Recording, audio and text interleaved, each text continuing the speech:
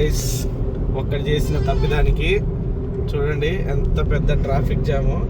It's almost 2 కిలోమీటర్ల నుంచి ఇలాగే ఉంది. ఇంకా ముందుకు ఎలా ఉంటుందేమో. ఇలా వచ్చి కదా మన జీవితాన్ని నాశనం పట్టించేది రోడ్డుకి అడ్డంగా. చూపి ఇదిగో ఇలా వచ్చే కదా ఒకరి వాడు పోయేది కాక ఇంకోటి జీవితాన్ని కూడా నాశనం పట్టేవాళ్ళనే కదా వాళ్ళు చేస్తుంది. ఇది చూడండి ఒక్కడైనా ఆగుతున్నాడా? 10 నిమిషాలు ఆగితే వెళ్ళిపోతారు కదా. చూడండి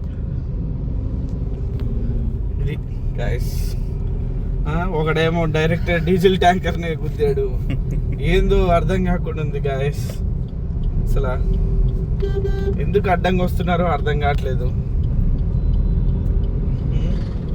ఒక్కడు కూడా వినిపించుకోవట్లేదు. చూడండి ఒక్కడు కూడా వినిపించుకోవట్లేదు. అక్కడ పోదురా బాబు అన్న కూడా వినిపించుకోవట్లేదు. అటే వెళ్తున్నారు. ఏం చేస్తాం. మీరు మాత్రం ఇప్పుడు ఒకవేళ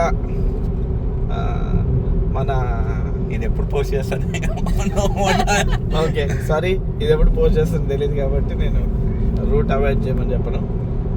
మీరు పోయేటప్పుడు మాత్రం జాగ్రత్తగా వెళ్ళండి.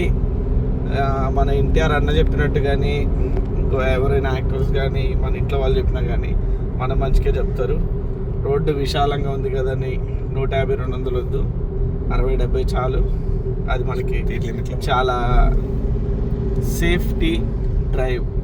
Better late than never.